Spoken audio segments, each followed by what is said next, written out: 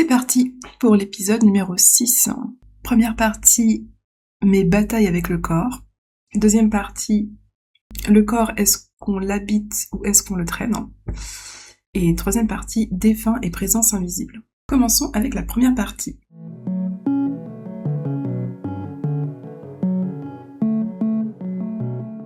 Mes batailles avec le corps. Donc ça va se décliner en 3 questions. La première, une anecdote drôle ou gênante avec ton corps. Ok. Une chute, maladresse, douleur passagère. Une bonne anecdote drôle là, avec une bonne douleur passagère. Ou gênante. Oui. J'en ai une.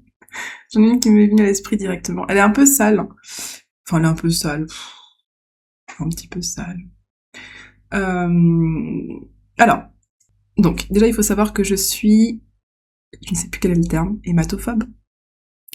Quand je vois du sang, surtout quand c'est pas le mien, je suis pas bien. Quand j'ai du sang, c'est vraiment du sang lié à une blessure. Hein, voilà, c'est pas du sang, voilà, du sang lié aux règles, par exemple, ça va.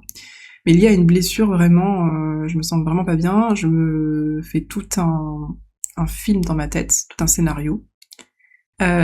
Il m'arrive, en tout cas, il m'arrivait par le passé très souvent de vomir et de tomber dans les pommes.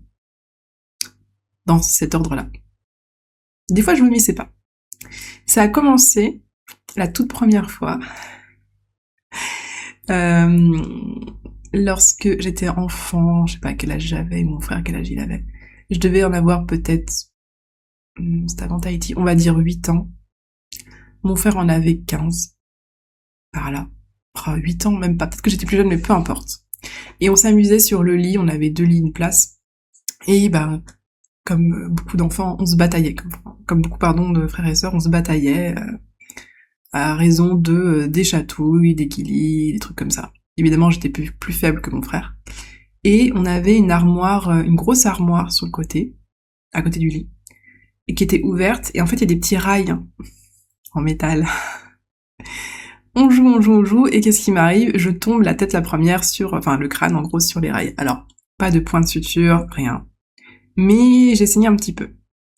Mon frère qui du coup était en panique, qu'est-ce que je dois faire? Il a appelé mes parents qui étaient pas là à ce moment-là, qui sont arrivés, je crois, après le travail. ça a dû arriver vers 16h, 17h, donc ça allait. Et il m'a mis une éponge, l'éponge à vaisselle sur mon crâne. Je crois que c'est ça. J'en peux plus de mon frère. Et donc j'étais allongée sur le canapé du salon, avec une éponge sur la tête, et je comprenais pas trop ce qui se passait, donc je pense que j'avais moins de 8 ans, en vrai. Je comprenais pas trop ce qui se passait, mais je voyais que mon frère était un peu stressé, mais il me disait « T'inquiète pas, les parents arrivent ». J'ai fait « D'accord ». Les parents sont arrivés pas trop stressés non plus. Ma mère, je me rappelle plus, mais en tout cas, mon père est arrivé. Et il me regarde, il dit « Putain, j'ai sonné l'éponge, quoi ». Il enlève l'éponge pour me prendre, je pense, un gant de toilette, plutôt mouillé.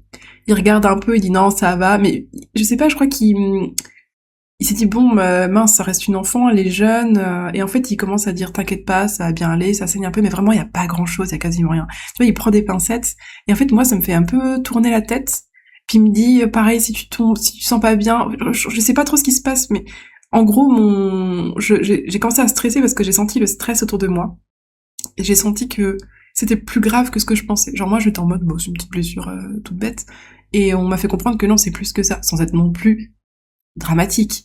Mais du coup, j'ai overstress. Et je crois que j'ai commencé à tourner de l'œil. Et là, je crois qu'il m'a dit, c'est un truc dont je me souviens encore. Alors, soit il me l'a dit, soit je l'ai mal compris. Soit il a fait une blague qui restait dans ma tête. Il dit, attention, si tu tombes dans les pommes, plus de 10 minutes, tu risques de perdre la mémoire au réveil. Alors, je sais pas si c'est un vrai fait. Et du coup, pendant des années, j'ai cru à ça. Ce qui fait qu'à chaque fois que je tombais dans les pommes, je me disais, Megan, il faut que, quelque part c'était pas si mal. Je me disais, Megan, il faut que, tu sens que tu vas tomber dans les pommes, il faut que tu ailles voir n'importe qui autour de toi pour lui dire, attention, je vais tomber dans les pommes. Pour qu'au cas où, la personne se dise, ok, faut que je la réveille si ça dure plus de 10 minutes. Bon, du coup, ceci est passé, voilà. Je crois qu'au final, je suis pas tombée dans les pommes, mais j'avais vraiment cet effet, la figure un peu chaude, le tournis, un peu une forme de nausée, enfin voilà. Une autre anecdote qui dans le même genre. J'étais petite mais un peu plus grande cette fois-ci, dans le même appartement, donc je pense que cette fois-ci j'avais vraiment 8 ou 9 ans. Et avec mon frère et ma mère, en gros ma mère nous a montré comment faire une tarte aux pommes. Je crois que c'était une tarte aux pommes. Ça paraît bizarre une tarte aux pommes. Bon, peu importe. Mais il fallait éplucher des pommes. Et il y avait une cocotte minute. En tout cas, il y avait une grosse casserole avec de la vapeur. On devait être en hiver et il y avait quand même un petit peu une ambiance de vapeur d'eau, un peu très humide dans mes souvenirs. Et du coup, bah, on épluche des pommes. Donc moi, première fois de ma vie que j'épluche une pomme, je crois que c'était ça. Oui. J'avais un éplucheur à légumes, un épluche légumes. Mais version enfant, je sais pas trop. Mais j'avais un truc vraiment impossible de se couper. Sauf que aujourd'hui, on sait qu'on peut pas se couper avec un épluche légumes, avec un économe. Enfin, sauf si vraiment, faut qu'il soit très très aiguisé, qu'il fasse vraiment n'importe quoi avec. Mais je me suis dit, c'est une lame. Oh, peut-être que c'était avec un couteau. Non, pas un couteau, je pense. Mais c'était une lame. Je me dis, voilà, c'est une lame. Et j'étais tellement concentrée sur la pomme, sur ne pas me couper, mais en même temps être pas délicate, mais précise pour éplucher la pomme, qu'en fait, je suis littéralement tombée sur la table. Ma tête, genre, je suis tombée dans les pommes, du coup, et ma tête, paf, sur la table. Et ma mère m'avait dit, mais pendant longtemps, ils en ont rigolé avec mon père. On comprend pas, elle épluche une pomme, là, tout va bien, et là, pendant longtemps, bam! Parce que ma mère parlait avec mon frère à ce moment-là sur la recette. Il se retourne, hop, la Mégane, la tête sur la table. Mais qu'est-ce qui se passe? Et donc après, ils m'ont réveillé et tout. Et j'ai eu plusieurs fois ce genre de problème. J'ai eu... alors là, c'était un peu plus grave. Je m'étais même pas coupée, je crois, je sais plus. Mais pareil, il y avait une mandoline, là c'était bien plus tard, donc j'étais adolescente. On utilise la mandoline pour couper des légumes. Et il y a la protection, évidemment, des fois on la prend pas, bref. Je crois que je me suis même pas coupée, en fait. Je crois que je ne me suis même pas coupée. Mais j'ai eu peur. Et quand j'ai peur, je regarde pas. Dans ma tête, c'était, ça y est, je me suis coupée, ça y est, c'est foutu. Et en fait, j'ai eu pareil, le tournis très vite. Je me sentais vraiment pas bien. Dans ma tête, j'étais en mode, j'ai un bout de doigt en moi, ça y est, c'est terminé, hein. Et j'étais en mode, non, du coup, je me suis penchée par-dessus il y avait une véranda, avec des grandes fenêtres. Je me suis penchée par-dessus le balcon, enfin c'est une forme de balcon, vous avez balcon très haut, donc aucun souci là-dessus, parce que je me sentais pas bien, il fallait que je respire et je commençais à tourner de l'œil, et là il y a mon père qui commence à dire, ou ma mère, les deux, qui commence à regarder mon petit doigt, tu vois, ma main, en mode bon bah c'est bizarre, on voit pas de sang, on voit rien, sur la mandoline il y a rien, qu'est-ce qui s'est passé, tu vois. Et puis ils se sont mis à rigoler, en fait, ils se sont mis à rire, pardon. Ils disent, mais Yann, t'as rien, je te jure, t'as rien. Et moi je fais non, vous me dites ça parce qu'en fait, vous voulez pas me faire de mal, je sais pas quoi. Et il me dit, mais de quoi t'as peur, En fait, ils étaient désarçonnés, ils savaient même pas comment faire, ils vont pas me forcer à regarder mon doigt, enfin, en tout cas, ils sont pas comme ça, tu vois, à forcer vraiment physiquement. Et je fais, non, je suis sûre, j'ai un doigt qui pendouille, j'ai un bout de doigt qui pendouille, il me fait, mais non, vraiment pas, t'as rien. Et pareil, j'ai mis beaucoup de temps avant de m'en remettre. Et donc c'était un peu la blague, le cliché de bon bah Megan, on lui demande pas de couper des légumes parce que disons elle monte en stress, Et de manière générale, quand je fais quelque chose d'extrêmement précis ou qu'on fait quelque chose de très précis sur moi, comme par exemple quand j'étais pareil enfant, j'avais des poux, je suppose, j'avais des lentes. À l'école, devait y avoir le fameux moment où voilà, il y a des poux et des lentes, ok. Et ma mère du coup, elle m'a dit bon, on va prendre le fameux peigne fin et il y avait le produit à anti-poux et ensuite tu passes le peigne fin dans les cheveux. Et donc bah elle est minutieuse, hein, parce que pour le coup faut être minutieux. Et moi en soi je suis juste assise devant elle, on était toutes les deux par terre, j'étais assise devant elle et j'attendais. Et en fait pareil je commençais à avoir la nausée. Et là pareil je devais avoir 6 ans, 7 ans, 6 ans. En tout cas en école primaire ça c'est sûr. Voilà, c'est assez souvent, et donc au final j'avais raconté la fameuse anecdote, il y en a tellement, mais j'avais raconté la fameuse anecdote auquel j'avais pensé au tout début. Donc c'est bien plus tard, je devais avoir 20... J'étais en IUT, donc je dirais 22 ans, 23 ans, par là. Et donc avec mes fameuses 2 heures de transport, Et à ce moment-là, j'avais, donc je vais reparler de mon cycle encore une fois, mais durant mon cycle, souvent, très très souvent, quasiment tout le temps d'ailleurs, le premier jour, j'ai des douleurs au ventre. Enfin, j'avais des grosses douleurs au ventre. Ou en tout cas, je me sentais pas bien. Enfin, des grosses douleurs pendant 2-3 heures, mais je savais que j'étais vraiment pas bien, avant, après, enfin un peu nauséeuse, mais voilà.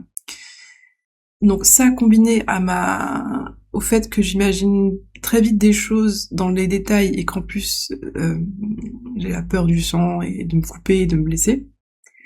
Donc l'histoire c'est, je rentre des cours. Je crois que je rentre plutôt parce que je me dis tant pis, là je sens que je suis pas bien de toute façon, donc au lieu de vomir potentiellement aller huter et de m'effondrer, autant que ce soit à la maison quoi. Donc je rentre, je suis dans le tramway numéro 2 je crois, et j'arrive à la Défense.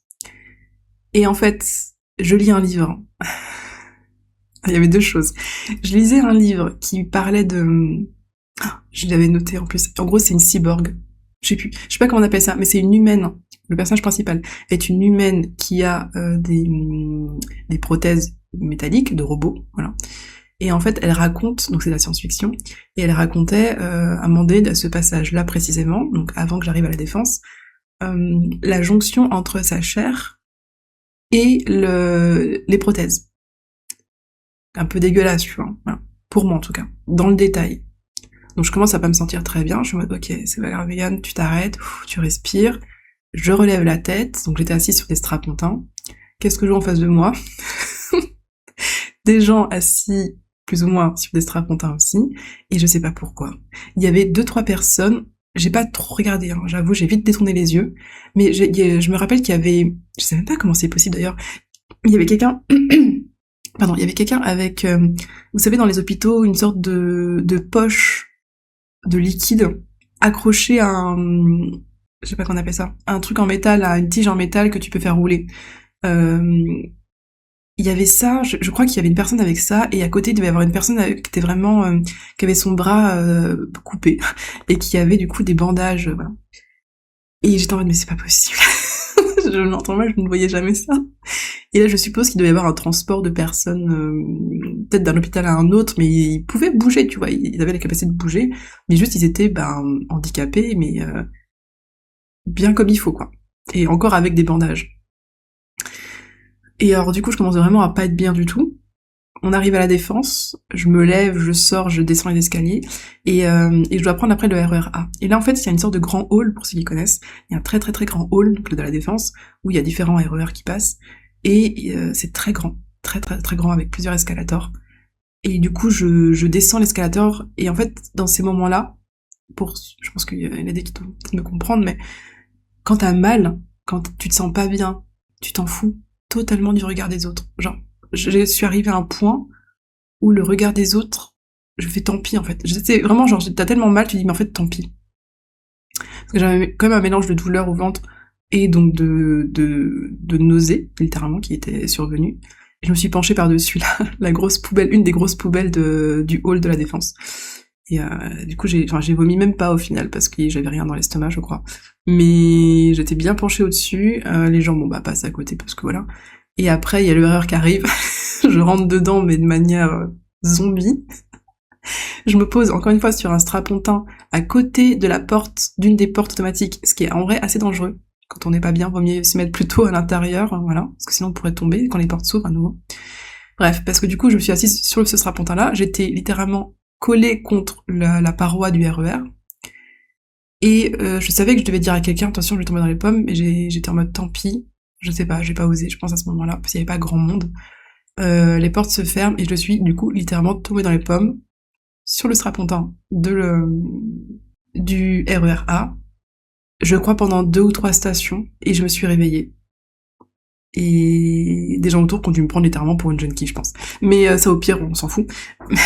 Et je me suis dit, oh là là, Megan, quand même. Bon, eh ben, vivement que tu rentres. Et après, ça allait mieux. Enfin, je savais que le plus gros était passé et qu'après, fallait que juste que je m'allonge, que je me pose. Donc, j'avais, je sais pas, 45 minutes de trajet. Je sais plus. De RER. Une demi-heure de RER ou 45 minutes. Ensuite, je devais prendre un bus, qui a un quart d'heure. Et après, je rentre chez moi, quoi. Voilà. Et ça m'est arrivé plein d'autres fois. Le plus récent, c'était dans l'avion pour revenir de la Réunion. où ça a duré 11 heures. C'est si long que ça? 11 heures ou 10 heures d'avion? J'ai la peur de l'avion. Je suis angoissée à l'idée de prendre l'avion. Bon, là, fallait bien le prendre pour revenir en France. Et je me suis réveillée, parce que je me suis endormie, bref. Je me suis réveillée, je sais pas, 3-4 heures après le début du voyage. Parce que j'ai peur pas qu'au décollage et à l'atterrissage, hein. J'ai peur littéralement pendant le voyage. Hein. Et je me suis... à ce moment-là, il y avait mon ex qui était à côté de moi et je lui ai dit... je crois que je vais tomber dans les pommes. Et il me regarde, il fait... D'accord, qu'est-ce que je suis censée faire en fait? Et je suis tombée dans les pommes. Donc il est en mode ok. Et une demi-heure après, je me suis réveillée et pareil, vraiment pâteuse. Et il me dit bah t'es partie pendant une demi-heure. Je fais ah bon ouais ok. Et voilà. Et j'aime pas ça, hein. Genre ça m'arrive, mais je déteste ça. Donc cette sensation de tête qui tourne, de malaise vagal en fait. Vraiment c'est un malaise vagal classique. Bon je m'arrêtais là pour la première question, mais anecdote du coup plutôt un peu drôle et un peu gênante avec mon corps. Voilà, littéralement une relation que j'ai avec mon corps. Et aujourd'hui ça va mieux, je tombe dans les pommes beaucoup moins fréquemment et j'arrive à me faire... Récemment j'ai fait du coup une prise de sang et ça allait. J'avais même pas la tête qui tournait, voilà, donc j'étais très contente. Deuxième question. Comment ton corps t'a surpris ou trahi? Est-ce que c'est par rapport à l'anecdote ou pas? Je vais quand même le relier à la structure des anecdotes, donc autour du malaise vagal de manière générale. Pendant longtemps, je me suis dit que c'était chiant, que j'étais faible, que j'avais un problème, voilà.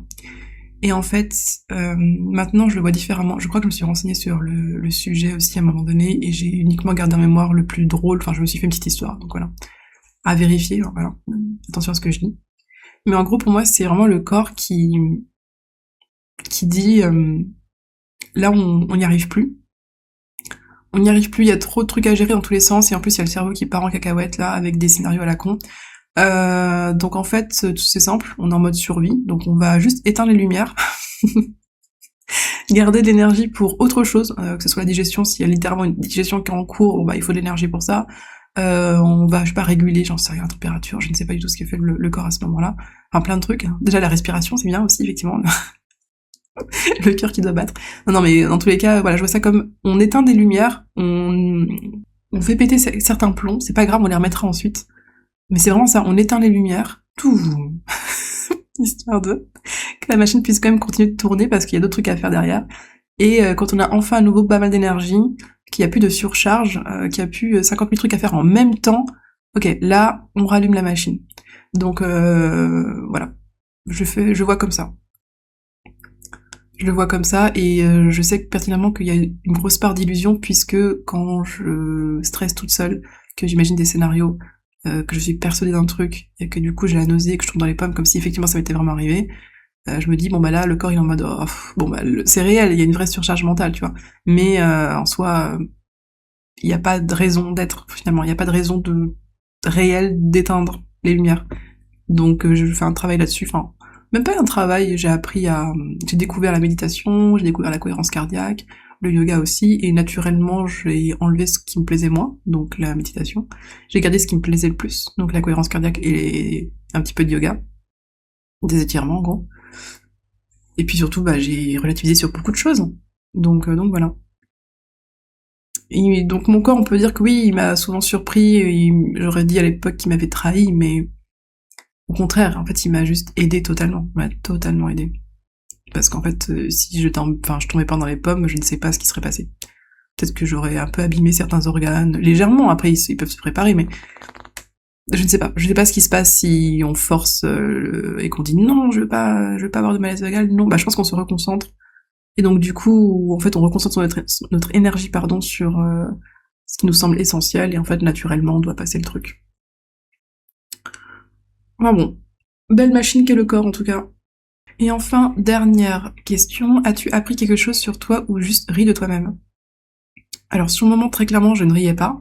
Pendant longtemps, je ne riais pas non plus parce que même si on racontait les anecdotes où je tombais dans les pommes, enfin si, je souriais un peu parce que je voyais les gens rire autour et je voyais que c'était pas dramatique. Moi d'ailleurs, j'avais ce côté, c'est chiant, c'est chiant.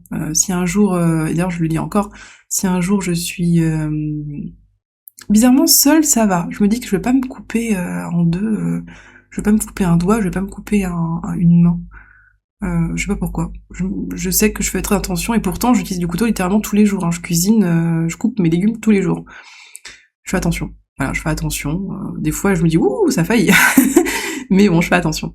Par contre c'est si je suis en couple, souvent je disais ça à mes ex, c'est tu te rends bien compte que si un jour tu te coupes et que tu te fais vraiment mal, malheureusement il faut déjà surtout tu ne me montres rien. Tu me dis vite fait, mais alors très vite fait que tu t'es fait mal.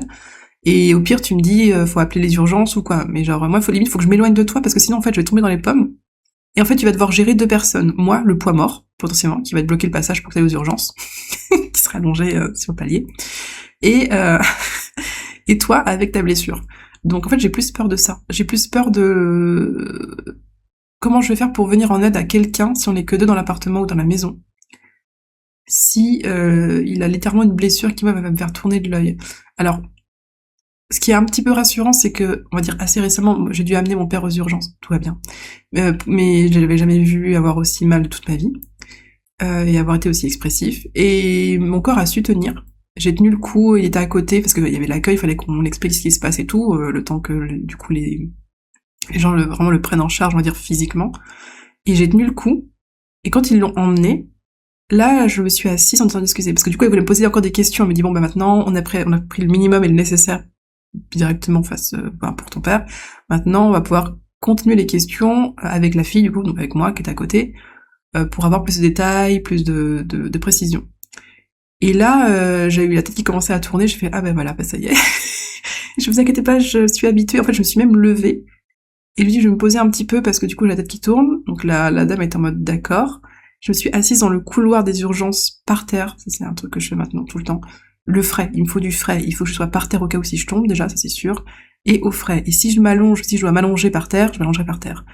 Et du coup, j'ai commencé à me dire, est-ce que je m'allonge ou pas, j'hésite, et là, il y a donc la dame de l'accueil qui est venue, qui est en fait une dame des urgences, une infirmière, je ne sais pas trop, et extraordinaire, vraiment, elle m'a dit, bon, allonge-toi si tu veux, et elle m'a dit, je vais te faire monter les jambes, en fait, pour que ça aille mieux, tu vas voir.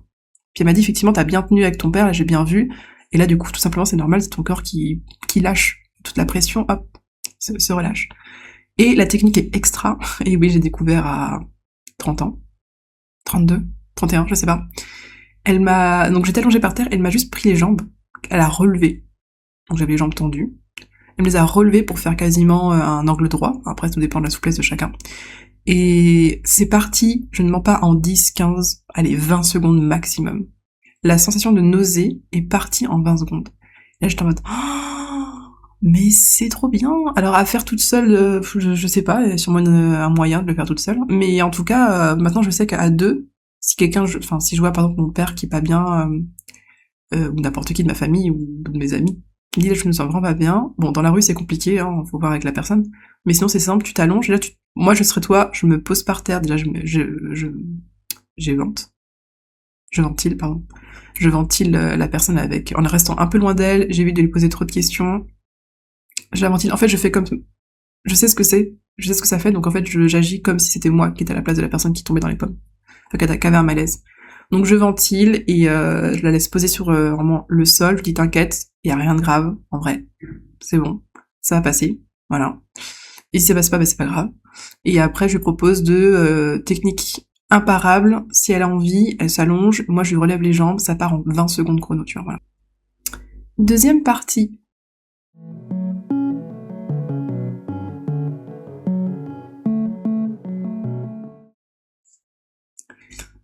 Le corps, est-ce qu'on l'habite ou est-ce qu'on le traîne? Donc là, il y a 4 questions. Première question. Est-ce que tu sens que ton corps est un allié ou un poids? Un allié. C'est vraiment un allié. C'est une machine, c'est comme un véhicule qu'on entretient. Je sais que c'est assez cliché, c'est un truc qu'on peut répéter, qu'on a entendu aussi dire souvent. Mais c'est vraiment une machine qu'on entretient et qui nous permet d'avancer. Voilà. Si tu l'entretiens pas, ou si tu l'as fait pousser en termes d'énergie, en termes de fatigue, en termes d'effort, bah à un moment donné ça peut casser. Et il y a des fois c'est bon, c'est réparable, et des fois bah malheureusement non. Voilà, faut faire avec, voilà. Et si personne ne l'entretient, enfin comment dire, qui peut mieux l'entretenir que moi-même? personne ne va l'entretenir à ma place. C'est mon corps. Donc, en fait, je le vois vraiment comme, pour le coup, oui, un allié, mais vraiment dans le sens où, des fois, je l'imagine comme un être à part. Donc, le corps, l'âme et l'esprit. Moi, je me trouve, je ne sais où. Et c'est comme si j'avais un ami corps, un ami esprit, et on va dire un ami âme, mais souvent, bon, âme, c'est un peu moi, en vrai, mais bon. Et quand les gens, des fois, disent, ouais, l'enfant intérieur, ton enfant intérieur, bah, ça, on peut dire que c'est l'âme, à la limite. Mais voyez votre corps aussi.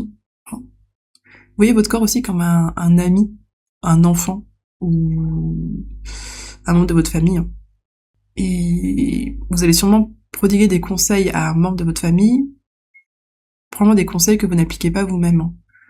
Mais en fait, votre corps, c'est vraiment un être à part. Il vous supporte tous les jours. Tous les jours. Le cœur bat, sans qu'on s'en rende compte. Forcément, sans qu'on ait conscience, forcément, je veux dire. Sans qu'on fasse un effort conscient, voilà. Mais le cœur bat tout le temps. Il ne s'arrête jamais. Presque. Enfin, sauf à un moment donné, mais c'est la fin, quoi. Les organes font leur travail tous les jours, tout le temps. C'est trop bien. On peut boire, je sais pas, de l'alcool, on peut manger des trucs un peu toxiques. On a des organes qui permettent de filtrer, de faire en sorte qu'on finisse pas intoxiqué ou mort. On peut marcher, on peut courir, on peut sauter, on peut se baisser. Il faut juste l'entretenir un petit peu. Voilà, un peu d'étirement. Faut pas mettre n'importe quelle essence à l'intérieur non plus. Enfin, un minimum de bonne essence, on va dire, donc la nutrition. Et pendant longtemps, je me suis, bon, genre, raconterai ça probablement un jour, avec mes doigts, mais j'ai été, on va dire, handicapée des doigts pendant à peu près 1 an, où uniquement mon pouce pouvait bien se plier, les autres doigts étaient soit rigides, donc en mode Playmobil, soit quasiment rigides. Et pendant, quand je me suis enfin prise en charge et que je suis enfin allée voir un kiné et un médecin, et que ça allait de mieux en mieux, mais je savais même pas à quel point j'allais pouvoir à nouveau plier mes doigts.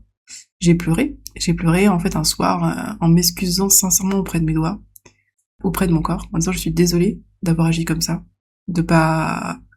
Alors certes, d'avoir fait l'erreur, et donc de m'être blessée, mais bon, ça, encore une fois, l'erreur est humaine, mais plutôt de ne pas avoir osé tenter de les guérir, de leur en avoir voulu aussi à un moment donné, parce que je m'en suis voulu à moi, mais donc à mon corps, et à mes doigts de plus pouvoir se plier, enfin voilà. Et en fait, le corps est toujours là, sera toujours là. Même si vous tombez malade, même si vous vous blessez, vous pouvez dire ah là mon corps me lâche, bah il vous lâche, mais il a été là pendant tellement d'années, tout le temps, tous les jours, à chaque seconde. Donc est-ce que finalement votre corps vous lâche pour de vrai, ou est-ce que c'est vous qui avez lâché votre corps pendant des années à un petit peu le dénigrer, à un petit peu faire comme si c'était évident qu'il soit là et qu'il fasse ce que vous lui demandez. Donc encore une fois, imaginez que c'est un enfant. C'est le corps d'un enfant, imaginez que c'est le corps d'un parent, imaginez que c'est le corps d'un animal, d'autre animal de compagnie. Vous allez probablement être bien plus, enfin pour certains évidemment, en tout cas moi c'était le cas, être bien plus prévenant et doux avec autrui qu'avec vous-même. Alors que littéralement, personne ne fera, comment dire, la seule personne qui peut le mieux s'occuper de votre corps, c'est vous-même. Vraiment, vraiment vous-même. Il attend, voilà, votre corps attend que... Il envoie des messages, il envoie des signaux et il attend que vous occupiez de lui un peu mieux. Voilà, il est là quand vous avez envie de... Quand l'esprit, on va dire, la tête est en mode, bon, là ça m'a bien pété les couilles, je veux du sucre, du gras, j'en ai rien à foutre. Votre cœur est là aussi en mode, ok, parce que c'est aussi votre corps qui le dit. Mais et donc vous allez vous jeter, je sais pas moi, sur un burger frites, beignets, sauce, mix de sauce et tout. Et c'est ok, et c'est très bien. Et en fait, le corps va faire t'inquiète, tu t'es bien occupé de moi en fait, parce que tu m'entretiens comme il faut. Quand il y a des moments comme ça, je suis là pour ça aussi. Je vais pouvoir filtrer tout comme il faut. Ça va partir en mode hop, ça je trie, toxine, pas toxine, tac tac tac. Je prends ce qui est bon, on laisse ce qui est pas bon, on s'en fout. Moi en plus ça m'entraîne aussi parce que de temps en temps de manger un peu, on va dire de la merde entre guillemets, bah c'est bien, voilà. De pas tout le temps manger la même chose, ultra sain et tout. Enfin, je pense personnellement que c'est pas bon, que des fois en fait, si tu manges un peu moins sain, c'est très bien. Il faut varier, voilà. C'est la vie, c'est comme ça. C'est comme si tu disais, est-ce que tu veux qu'il y ait un soleil tout le temps exactement le même? Ben non, je pense que c'est bien des fois d'avoir de la pluie ou de l'orage parce que sinon on est moins flexible, on s'adapte moins. Et on peut même oublier des connaissances, mais là je m'égare. Donc voilà, donc je vois vraiment le corps comme un ami, en gros. Pas tout le temps, voilà, mais des fois. Je vois aussi l'esprit comme un ami, en mode « Ah, aïe !» L'esprit, il veut pas trop être surchargé, il veut pas avoir trop de bagages avec lui, il veut pas qu'on se dise « Ah, j'aurais dû lui dire ça, en fait. Ah là là, quand je vais le voir, je vais pouvoir lui dire ça, là, parce que j'en ai marre. Il faudrait que je lui dise ça, moi, un jour, j'oserais lui dire. Non, c'est bon, c'est chiant, en fait. On s'en fout. Tu laisses de côté et tu dis le maximum que tu peux quand tu vois la personne. Voilà. Donc voilà, je fais ça. Puis bon, bah, l'âme, c'est facile, hein. C'est j'ai envie de faire ça, bah vas-y. J'ai pas envie, je sais. Bon, bah ne le fais pas. J'ai vraiment pas envie, je sais, mais ça fait 3 semaines que t'as pas lavé les sols, va peut-être falloir s'y mettre. Ah. Allez. Et après, tu le fais et tu dis, ah, c'était cool. Finalement, j'ai réussi à le faire, je suis trop content. Tu vois, trop bien. On s'est un peu décousu. Deuxième question. Quel moment te donne la sensation d'habiter pleinement ton corps? Durant la cohérence cardiaque, durant le yoga, durant le sport aussi, donc le rameur principalement. Quand je marche en pleine conscience, donc ça j'essaie de le faire au moins une fois par semaine. Donc en gros mes trajets pour aller au sport, pour aller faire les courses. Là j'ai vraiment l'impression de sentir mes jambes avancer, mon sac à dos sur le dos. Je sais pas, je me sens vraiment maîtresse de mon corps, du coup, maître de mon corps, et je dois vraiment l'habiter. Totalement. Comment tu dialogues avec tes sensations, douleur, plaisir et fatigue, entre autres? Comment tu dialogues avec tes sensations? J'en ai un petit peu parlé finalement, c'est un peu ça, mais si par exemple je suis un petit peu agacée et que j'en ai marre, ça me saoule. Voilà, je le dis déjà, je parle très souvent à voix haute et j'imite des voix un petit peu vite fait. Hein. Et donc si je me dis ça me saoule, ça me ira le cul, les accents pas approximatifs, ça sort tout seul, voilà.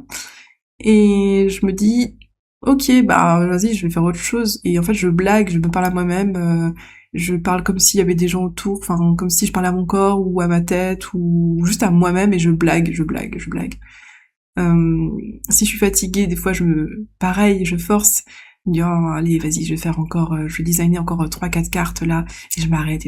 Et je sens derrière des fois en mode allez, c'est chiant, c'est fatigué, t'es fatigué, tu vois, t'as les paupières qui se ferment, t'as l'esprit qui s'embrume, puis je me dis puis je râle, tu vois, dans ma tête, c'est autant le du corps qui dit j'en ai marre, fais une pause, que du mental qui fait je vais encore continuer, mais en même temps je sais que faut pas, donc je jongle entre les deux, et puis souvent il y a une idée qui vient, du genre imagine là, tu te fais une pause, et en fait tu vas te faire un mug cake, et hop là c'est bon, pas plus d'arguments, ça suffit. Je fais une pause, je me lève, allez, le mug cake, je mets de la musique, je chantonne, et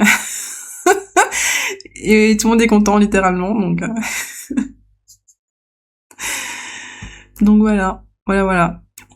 C'est très c'est vraiment comme des dialogues de moi à moi-même, hein, avec différents caractères, et comme j'avais dit auparavant, beaucoup d'autodérision, beaucoup de blagues, beaucoup de dédramatisation. Genre c'est bon, le nombre de fois où j'ai dû me dire oh franchement c'est pas parfait mais c'est mieux que rien, je crois que c'est ça. Le nombre de fois où pareil je dis il y a pas mort d'homme en fait. Vraiment là, il y a eu un mort, il y a un blessé, non, bon bah alors on s'en fout. Voilà, ça c'est toujours dans l'extrême avec moi, mais ça me permet de redescendre sur terre. Genre je suis stressée parce que oui, bah au pire quoi, c'est une humaine, ça aussi je l'ai fait tellement de fois. Quand j'étais en IUT, et d'ailleurs c'était comme ça que j'ai pu être très décontractée, enfin assez décontractée, pour passer devant le jury. Donc après, au bout de 3 ans de projet étudiant, on était en groupe. 2 ans, puis après il y avait un projet sur 1 an. En tout cas, le projet sur 2 ans, extra, j'avais un groupe trop bien, j'étais trop contente. Et on avait à la fin on parlait du projet du coup devant toute la classe plus un jury, donc c'était des professeurs. Et j'étais déjà tellement détendue, j'étais en mode mais en vrai on s'en fout, c'est juste des humains en face. Pendant longtemps je me suis dit, c'est juste des humains, en fait je suis un Sims, on est tous des Sims. Il y a des Sims professeurs, parce que c'est leur job, il y a des Sims étudiants, parce que ils ont un âge moins avancé, puis qu'ils sont étudiants. On est vraiment tous des Sims. Genre si je parle à quelqu'un, durant l'entretien, en face c'est qui? C'est un humain. C'est un humain, comme moi, on est des humains. Peut-être que c'est Jean-Bob, qu'il a 2 enfants, et que rentrant chez lui, il est en mode vas-y, je vais me faire un jeu vidéo. Enfin, vraiment, on est tous juste des humains, en fait. Littéralement. Et des gens plus intelligents que d'autres, des gens plus sages que d'autres, des gens avec une meilleure perception que d'autres, si tu veux, mais ça reste des caractéristiques. C'est comme dire, bah lui, il a des cheveux longs, lui, il a des cheveux courts. Voilà. Lui, il a travaillé pour avoir des beaux cheveux, c'est vrai. Bah lui, il a travaillé pour avoir plus d'intelligence. Bah bravo. C'est tout. Genre, c'est tout. C'est uniquement ça. Pourquoi je parlais de ça? Pour me détendre, je crois. Hein. Pour être plus détendue et être moins stressée et dédramatiser beaucoup les choses. D'ailleurs, il y avait même... après, je passe à autre chose, mais... Durant, du coup, ce projet sur 2 ans, du coup, on avait chacun un rôle. Donc, j'étais la graphiste, lol. Et il y avait une chef de projet, on avait une... Je pourrais pas dire son rôle, le nom de son rôle, mais en gros, elle gérait vraiment tout ce qui était management. Bah, je crois qu'elle était manager, d'ailleurs, un peu. On avait des développeurs, voilà, tout ça. Un groupe de 7. On a fait un jeu vidéo approximatif, un petit peu à la Dofus, mais sur la Grèce antique.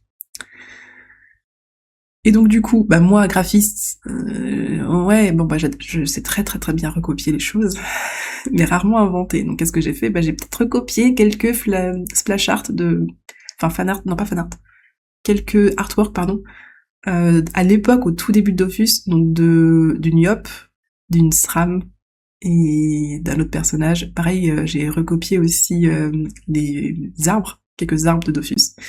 Et après, je les ai retravaillés vite fait, tu vois, j'ai changé les couleurs, mais les formes, j'avoue, bon bah, c'était ça, quoi. Bon, peu importe, passons. Et donc, du coup, je travaillais pendant... Enfin, fallait aussi noter notre nombre d'heures. Et moi, mon nombre d'heures était clairement en dessous des autres. Alors déjà, au-dessous des autres de mon groupe, et généralement des autres groupes. Parce que je pense que tout le monde s'est dit, t'as mis combien d'heures et toi t'as mis combien d'heures, parce que bah les gens déjà notaient pas forcément leurs heures.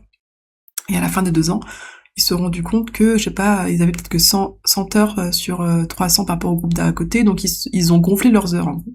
Et moi, il y avait cette fille qui était pourtant très carrée, hein, vraiment, tu vois, elle voulait faire ça proprement et tout, très très très pragmatique.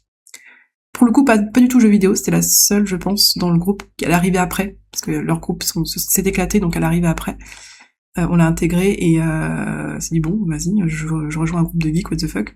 Et elle me disait, Mégane, vraiment, avant de passer devant le jury, elle me dit, Mégane, ton nombre d'heures est trop bas, genre t'es à 150 alors que on est tous à 300 ou 250. Et je crois qu'à ce moment-là, j'étais en mode, mais bah ouais, mais j'ai fait que 150 heures, tu vas pas mettre plus que ça, tu vois. Elle fait, oui, mais du coup, on voit que t'as moins. Elle disait ça pour moi à la base. Je fais, bah en vrai, on s'en fout, genre j'ai fait 150 heures, je vais pas dire j'en ai fait 300. Enfin, s'il y a bien un truc que je n'aime pas, c'est mentir. Vraiment, j'aime pas mentir. Sauf quand il y a un anniversaire surprise et que... ou alors un cadeau surprise que j'ai en tête, je suis en mode, ah. Mais même là, je suis une atroce menteuse.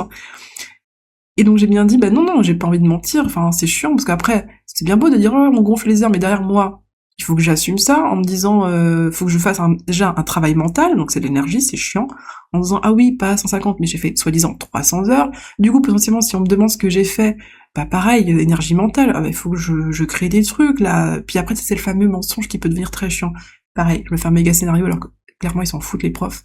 Mais j'ai dit non, je préfère que tu dises la vérité, j'ai fait 150 heures, point. Tu m'en rajoutes pas, tu vois. Je crois que je lui ai dû lui dire, non, à l'époque, je lui ai dû dire, bah, en vrai, si tu veux rajouter, rajoute, mais moi, j'ai pas envie. J'étais pas à ce point affirmé. Je commençais à peine à lire du développement personnel. C'était les prémices.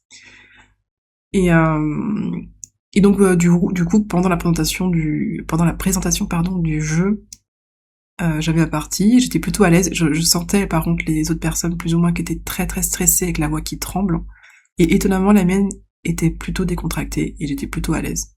J'étais quand même stressée, mais ça allait. J'étais contente, je connaissais mon sujet, j'étais contente, c'est un projet qui me plaisait, donc c'est des gens avec qui j'ai aimé travailler, donc naturellement, j'étais contente. Et quand on a présenté les personnages de Dofus, enfin donc c'était pas Dofus, mais voilà, il y avait évidemment des petits sourires, des petits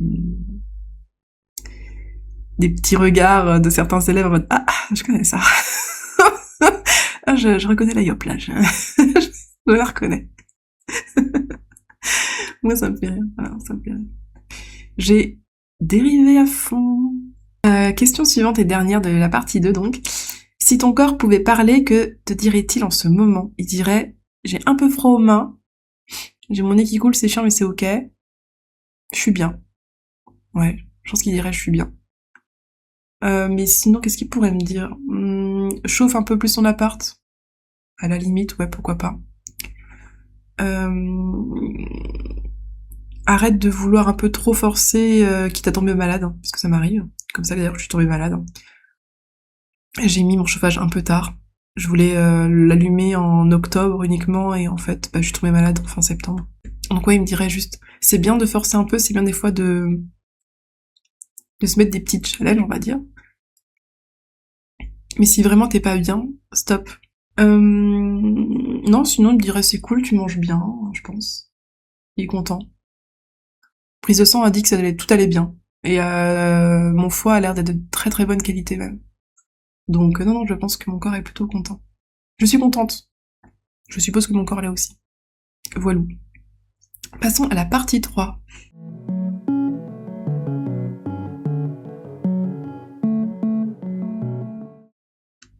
Partie spirituelle. Défunt et présence invisible. Il y a 3 questions. Première question. As-tu déjà senti la présence de quelqu'un qui n'est plus là? Alors on m'a dit que ma grand-mère me suivait à un moment donné, mais je ne l'ai pas senti. En revanche, est-ce que j'ai déjà senti la présence de quelqu'un qui n'est plus là? Non, qui est défunt, j'imagine, vu qu'on parle des défunts. Oui. Oh là, attends, non, vraiment les défunts. Oui, je pense que... Alors, est-ce que c'était une illusion? Est-ce que c'était une personne vivante ou morte à ce moment-là? Enfin, incarnée ou désincarnée, je ne sais pas. Mais je l'ai senti, j'étais chez ma mère sur le canapé. C'était avant l'épisode psychotique, donc je dirais que c'est... Enfin, pardon, la crise spirituelle. Donc je dirais que c'était en janvier 2024. Je sentais beaucoup de présence, j'avais des frissons. J'avais l'impression d'avoir une présence dans mon dos qui passait plus ou moins, qui était sur le côté derrière à droite ou derrière à gauche de moi. J'ai supposé que c'était ma grand-mère paternelle. Après, j'ai senti, il y en a eu plusieurs fois des choses, mais on va dire que là, j'ai imaginé, on va vraiment prendre les moments où j'ai senti. J'ai entendu, hein, j'ai entendu, est-ce que ça compte? Comme senti la présence de quelqu'un. J'ai entendu, et après, du coup, j'ai senti sa présence, ou en tout cas, je l'ai supposé, de mon grand-père maternel, enfin, même pas, du coup, c'est le nouveau mari de ma grand-mère. Donc, moi, il n'y avait pas de lien avec ce monsieur. Roger, je pense que j'ai le droit de dire son prénom. Roger. En fait, on était à l'enterrement de ma grand-mère, donc maternelle, donc c'est assez récent, hein, ça date de début d'année 2025. Ou fin d'année 2024, plutôt.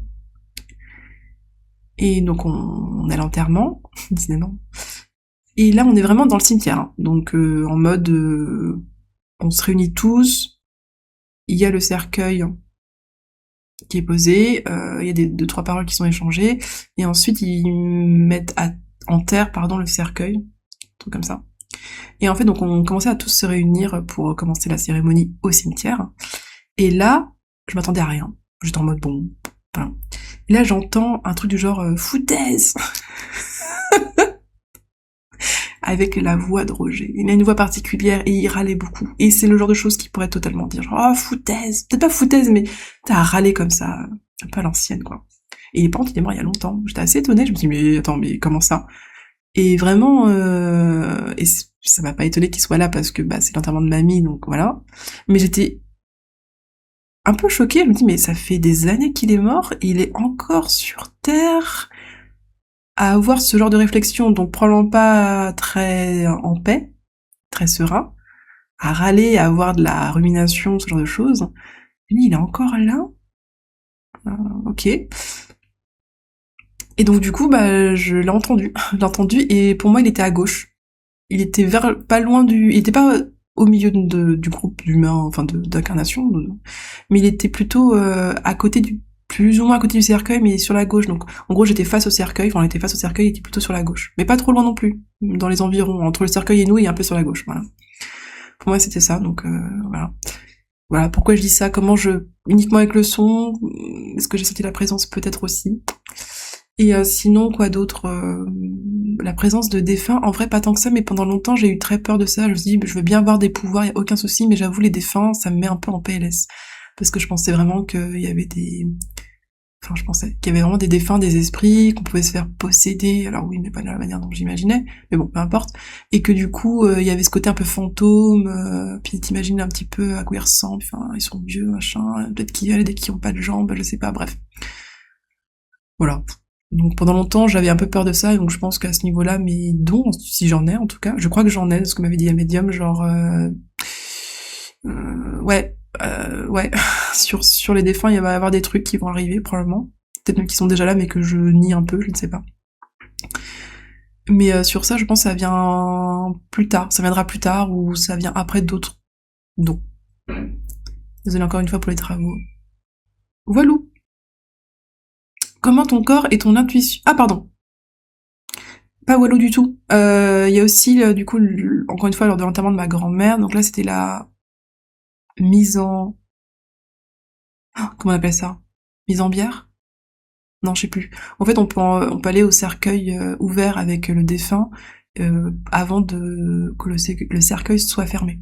Et là, donc, moi, je n'y suis pas allée parce que voilà, pas envie. Mais j'ai senti clairement la présence de ma grand-mère maternelle. C'est une certitude, elle était là.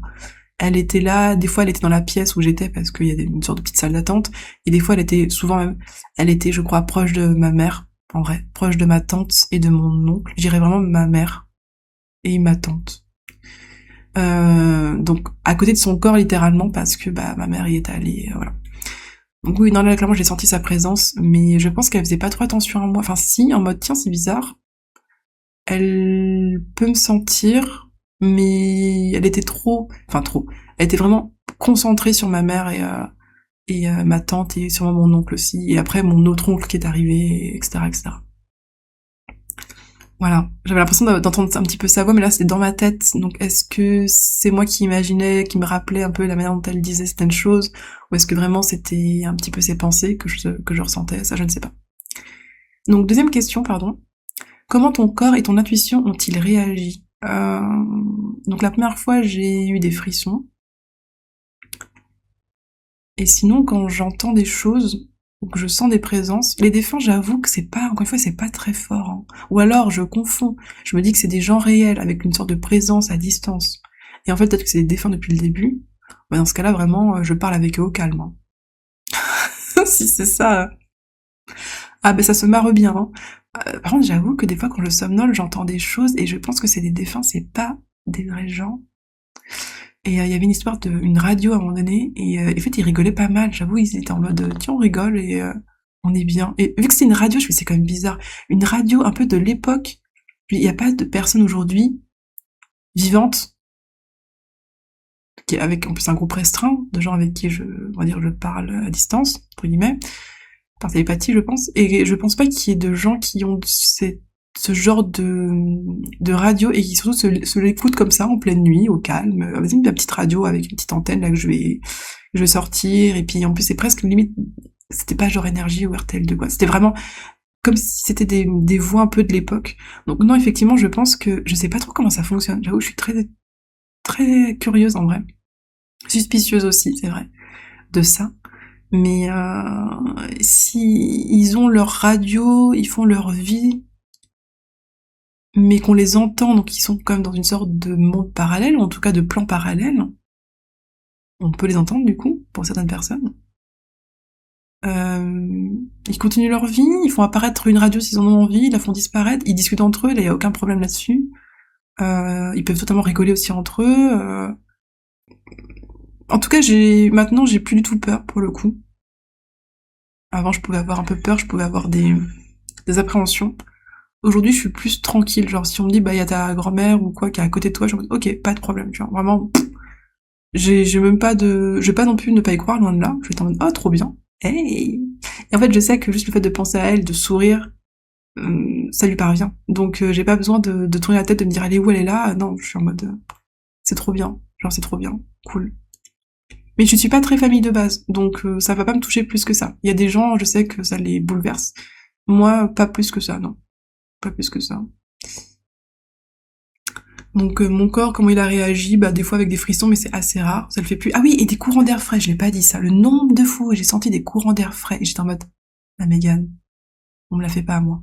J'étais chez ma mère en plus, donc il y avait pas, clairement pas de courant d'air frais qui rentre dans la maison. Hein. Autant là où je suis, je peux comprendre, mais pas chez ma mère. Et j'avais des petits courants d'air frais sur les épaules, le cou, bah, là où la peau était dénudée. J'ai fait ah, ça c'est très clairement un défunt. Et ouais, ça m'arrivait assez souvent, j'avoue, à ce moment-là, là-bas. Donc un peu d'appréhension, mais sans plus. Après, j'imagine des choses, mais est-ce que c'est réel Je sais pas. Qu'est-ce que... Donc, dernière question, pardon. Dernière question, qu'est-ce que cette expérience t'a apporté ou interrogé? Ça veut rien dire. Qu'est-ce que cette expérience t'a apporté ou t'a fait t'interroger, peut-être? Du coup, une forme de certitude, mais sans que ce soit une certitude non plus. J'ai pas de preuves. Enfin, mais une forme de certitude que oui, il y a une vie après la mort. Enfin, très clairement, sans la mort, c'est juste la transformation d'un état A à un état B. Hein. Déjà, dans le tarot, c'est ça, de base. Et même au-delà de ça, j'avais lu il y a longtemps dans un bouquin random qui avait rien à voir avec l'ésotérisme. Et ça m'avait fait tellement du bien quand j'avais lu ça.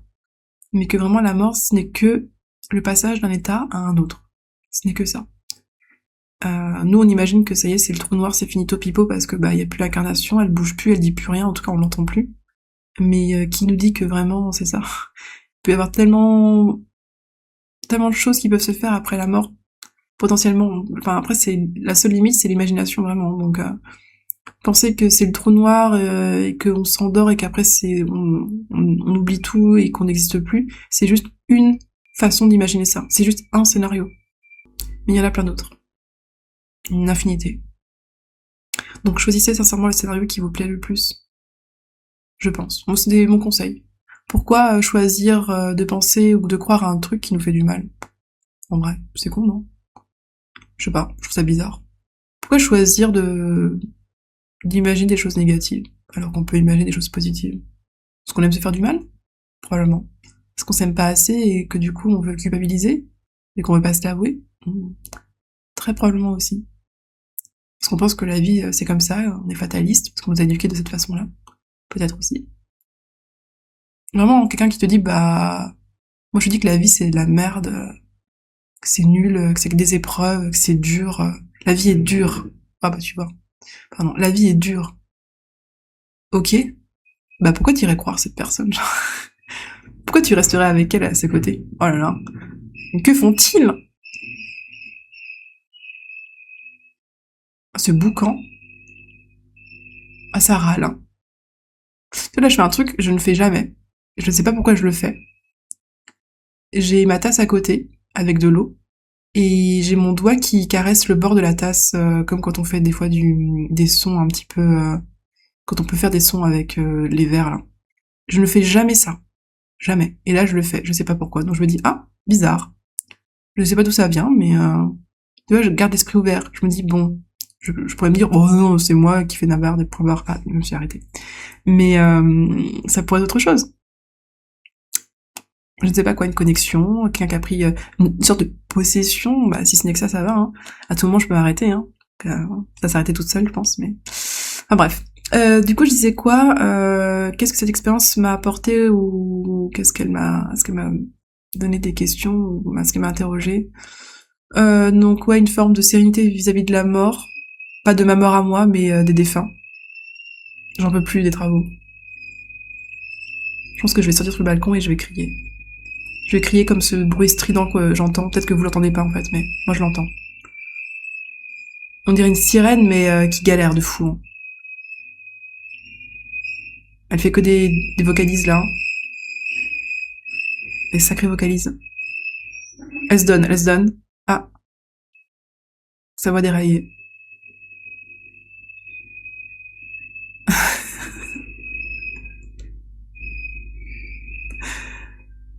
Oh mon dieu. Hum, hum. Respire. Bien.